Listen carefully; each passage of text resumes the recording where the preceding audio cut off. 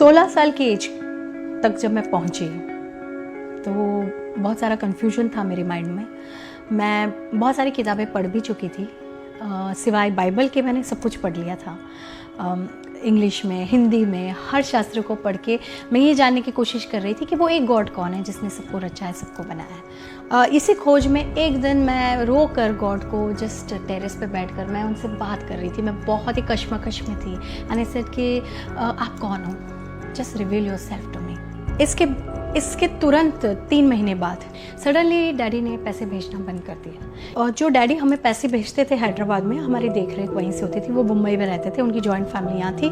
Mummy और उनकी बनती नहीं थी उनकी जॉइंट फैमिली की, तो वो हमें हैदराबाद में रखते थे। 1 महीना तो कैसे भी हमने यहाँ वहाँ से लेकर गुजारा कर लिया। सेकेंड मंथ में मम्मी ने कहा कि कुछ तो गड़बड़ है, ना तो उनका फ़ोन लग रहा है, ना वो कहीं पर भी उनका कुछ अता पता नहीं है। So let's go to Bombay, और हम बॉम्बे जाकर पता करेंगे कि वो उनको हुआ क्या है। तो हम बस यंग विमेन इन मुंबई, हम बस ऐसे ही कुछ समझ में नहीं आ रहा क्या करें। डैडी का तो कुछ पता नहीं, और ऐसा कोई आसरा भी नज़र नहीं आ रहा था कि वो मिलेंगे जल्द।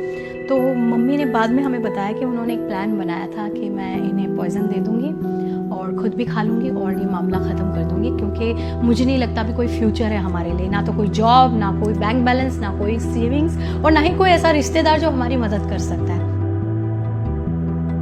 एक बार भी कभी यीशु का जिक्र हमारे फैमिली में नहीं हुआ था, ना ही बाइबल का जिक्र हुआ था। तो सडनली उन्होंने कहा मुझे जाना है, अभी मैंने सब कुछ कर लिया, अब मुझे चर्च जाना है। तो हम बाहर ही खड़े रहे, मैं और मेरी सिस्टर वरांडा में। मम्मी अंदर गई चर्च में, और वो काफ़ी टाइम तक प्रेयर कर रही थी अंदर, और मैं बाहर खड़ी थी। सडनली मुझे ऐसा लगा किसी ने अभी बकेट भरकर प्रेम मेरे ऊपर ऐसे उंडेल दिया है। It was like I am having a birth in love.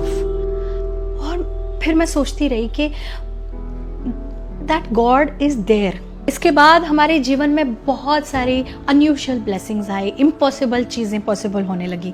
जैसे कि एक अंकल थे, राइटर थे हॉरर फिल्म्स में, और उन्होंने बचपन में मुझे एक फ़िल्म भी करवाई थी, वीराना, जो हिट भी हुई थी। तो आगे उन्होंने हमारी और हेल्प की। वहाँ से मेरी एक्टिंग करियर की शुरुआत हुई, और मेरा विश्वास यीशु में बढ़ता गया। उस वक्त शक्तिमान का मुझे ऑफ़र आया, शक्तिमान सीरियल का। 2006 में मैंने एक प्रेयर मीटिंग अटेंड किया, और वहाँ पर आई रियलाइज्ड कि सैल्वेशन, उद्धार, पापों की क्षमा, ये सारी चीज़ें क्या होती है। और जब मैंने अपने पापों के लिए क्षमा मांगी, जब मैंने यीशु में विश्वास किया कि उन्होंने मेरे पापों के लिए अपनी जान दी है, और वो मरकर फिर से ज़िंदा हुए ताकि मुझे अनंत जीवन मिले, जब मैंने इस बात को पूरी तरह से समझा और इसमें विश्वास किया, उस वक्त मैंने सही मायने में उस परमेश्वर के प्रेम को, जो मैंने पहली बार जब मैं वो चर्च में बाहर खड़ी थी, जो मैंने अनुभव किया, वो सारी चीज़ें मैंने फिर से दोबारा एक फ्रेश तरीके से मैंने पाया। मैंने पवित्र आत्मा का स्पर्श पाया। परमेश्वर का प्रेम एक रियलिटी बन गया मेरे लिए। जो भी नाम, पैसा, शोहरत, जो कुछ भी मुझे मिला है, I am really grateful to God for his love, क्योंकि मैंने उसे एक पिता के रूप में जाना।